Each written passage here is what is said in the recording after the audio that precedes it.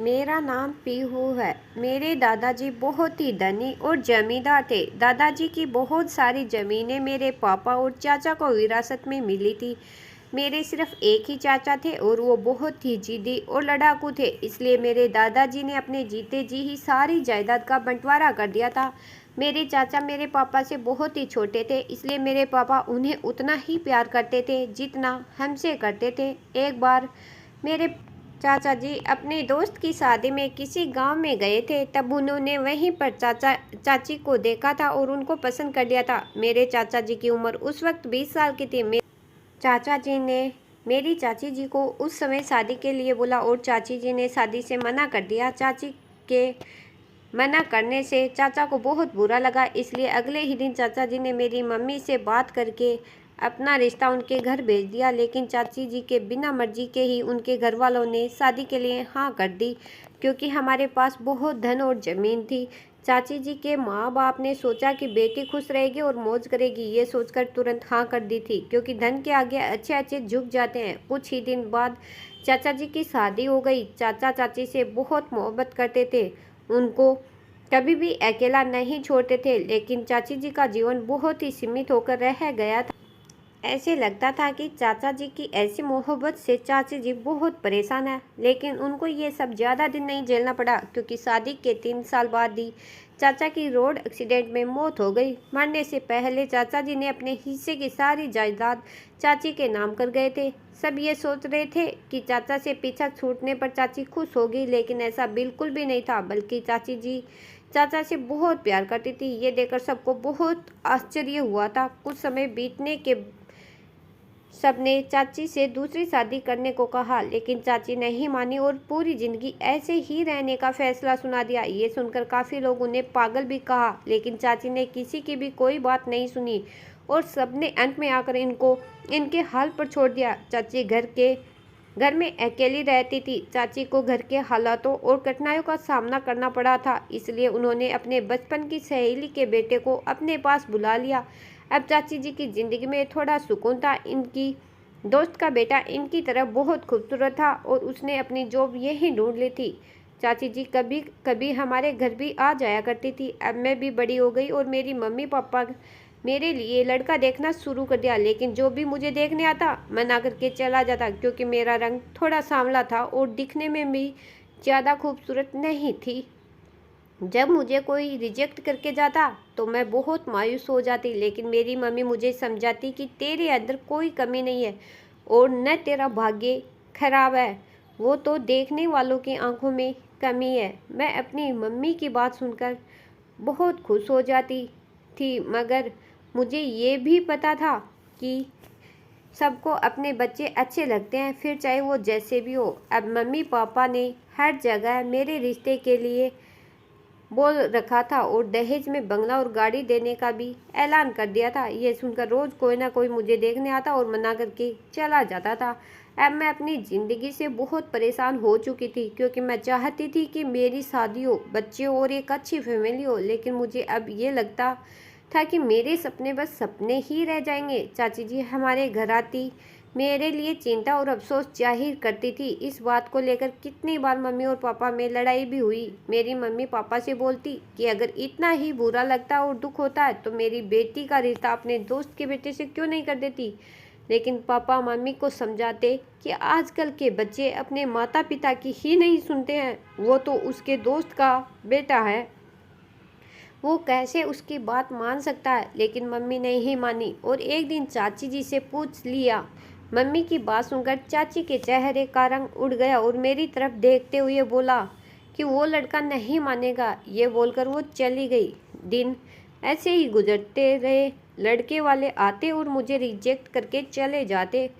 फिर कुछ दिन बाद चाची जी हमारे घर आई, पूछा कि पीहू का रिश्ता कहीं हुआ या नहीं। मम्मी ने मना कर दिया और फिर चाची बोली कि मैंने अमन से बात की थी, उसने पीहू से शादी के लिए हाँ कर दी है। चाची के दोस्त का लड़के का नाम अमन था। ये सुनकर मैं चौंक गई थी। मुझे उनकी बातों पर यकीन नहीं हो रहा था, क्योंकि अमन बहुत ही खूबसूरत लड़का था। खैर कुछ दिन बाद मेरी शादी अमन से हो गई। शादी वाले दिन मैं कमरे में बैठी ये सोच रही थी कि पता नहीं चाची ने अमन से क्या बोला होगा कि वो मुझसे शादी करने को मान गया। इतने में कमरे में कोई आया। मैंने देखा तो अमन थे। उन्होंने मुझे देखा और बोले कि तुम बहुत सुंदर हो। ये सुनकर मेरी खुशी का तो ठिकाना ही नहीं था। मैं अपनी नई जिंदगी में बहुत खुश थी। अब अमन अपने ऑफिस से आते हुए मेरे लिए कुछ न कुछ खाने को लेकर आते और मेरी बहुत तारीफ भी करते। अब मैं और मेरी मम्मी पापा बहुत खुश थे। मैं कुछ ही दिनों खुद को दुनिया की सबसे खूबसूरत लड़की समझने लगी थी। बस कभी कभी चाची जी का व्यवहार मेरे लिए खूब खराब हो जाता। वो मुझ पर बिना बात के गुस्सा करती रहती। आखिर थी तो मेरी चाची ही। मैं चुप होकर उनकी सारी बातें सुन लेती। शादी के 10 दिन बाद मेरे पति का ट्रांसफ़र दूसरे शहर में हो गया और हम वहाँ शिफ्ट हो गए। मेरी ज़िंदगी बहुत अच्छी चल रही थी। एक दिन मेरी चाची ने मुझे बोला कि सबको फ़ोन करके ये बताओ कि तुम प्रेग्नेंट हो। मैं चौंक गई और मैंने बोला पर मैं तो प्रेग्नेंट नहीं हूँ तो मैं सबसे झूठ क्यों बोलूँ। खैर जैसे तैसे करके चाची ने मुझसे झूठ बुलवा ही दिया। ये सुनकर मेरे मम्मी पापा बहुत खुश हो गए। लेकिन कुछ दिन बाद चाची का बढ़ता हुआ पेट देखकर मुझे बहुत हैरानी हो रही थी और मैंने चाची से हिम्मत करके पूछ ही लिया, ये किसका बच्चा है? तो बोली, ये तुम्हारे चाचा का बच्चा है। ये सुनकर मैं और भी ज़्यादा परेशान हो गई क्योंकि चाचा की तो मौत बहुत पहले हो चुकी थी। ऐसा कैसे हो सकता? मैंने सारी बात अपने पति को बताई। उसने मुझसे कहा कि जैसा तुम्हारी चाची कहती है बस तुम करो। अमन की बात सुनकर भी मुझे बहुत हैरानी हुई थी और एक जोरदार झटका लगा। खैर मैंने अपने पति की बात मानी और वैसे ही किया। चाची ने एक लड़के को जन्म दिया और उसको पालने की जिम्मेदारी मुझे दे दी। अभी 1 साल ही हुआ था और चाची जी फिर से प्रेग्नेंट हो गई और मैंने तुम्हारे चाचा का ही बच्चा है। ये सुनकर मुझे गुस्सा आ गया और मैं बोली, ये कैसे हो सकता? आप मुझे पागल समझती हो क्या? ये सुनकर मेरे पति ने मुझ पर गुस्सा किया और बोले कि तुम्हारी चाची सच बोल रही है। ज़्यादा बोलने की ज़रूरत नहीं है। जैसा बोल रहे हैं तुम वैसे ही करो। अब मैं बहुत अच्छे से आंक गई थी कि मेरी चाची एक अच्छी औरत नहीं है और मेरा पति भी मुझसे झूठ बोल रहा है। अब मैंने ठान लिया था कि मैं सच्चाई का पता लगाकर ही रहूँगी। मगर फिर मैंने सोचा कि चाची तो सारा दिन मेरे साथ ही रहती है। मुझे इनके कारनामों को जानने के लिए रात में जागने से ही लगेगा। फिर मैंने रात को जागने की सोची लेकिन मुझे इतनी गहरी नींद आई कि मुझे तो पता ही नहीं चला कि मैं कब सो गई। मैंने अब दूसरे दिन जागने की कोशिश की लेकिन मैं जाग नहीं पाई। फिर मुझे शक हुआ कि ये मेरे खाने में कुछ मिलाती तो नहीं है क्योंकि ऐसी नींद मुझे कभी नहीं आती।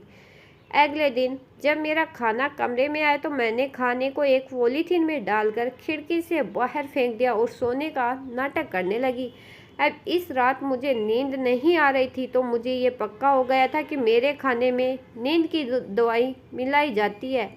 लेकिन मुझे अभी इसका पता लगाना बाकी था। तो मैंने अपनी आंखें बंद करके सोच ही रही थी कि मेरे कमरे में कोई आया। मैंने हल्की सी अपनी आंखें खोली तो देखा मेरे पति अमन था। मैं चुपचाप लेटी रही और सोने का नाटक करती रही। अमन ने मेरे माथे को चूमा और कमरे से बाहर चला गया। जब काफ़ी रात हो गई और अमन कमरे में वापस नहीं आए तो मैं उठी और कमरे से बाहर देखने लगी तो मुझे कोई नहीं दिखा। फिर मैं चाची के कमरे की तरफ गई और कमरे की खिड़की से झांक कर देखा तो मेरे सर पर आसमान टूट पड़ा। मेरी चाची और मेरा पति दोनों ही एक बिस्तर पर सो रहे थे। मैं अंदर गई तो दोनों ही मुझे देखकर घबरा गए। मैंने अपने पति में एक जोरदार थप्पड़ मारा तो मेरी चाची बोली, खबरदार अगर मेरे पति पर दोबारा हाथ उठाने की कोशिश की तो। यह सुनकर मुझे और भी ज़्यादा झटका लगा था क्योंकि आज तक चाची सबको यही बोलती थी कि अमन उनके दोस्त का बेटा है। सच तो यही था, ये वही इंसान था जिसे चाची प्यार करती थी और शादी करना चाहती थी। लेकिन उनके माँ बाप ने उनकी शादी मेरे चाचा जी से कर दी। धन और ज़मीन के लालच में आकर इस आदमी की वजह से मेरी चाची ने मेरे चाचा को शादी के लिए मना कर दिया था। मेरी चाची ने मेरी ज़िंदगी और भी ख़राब कर दी।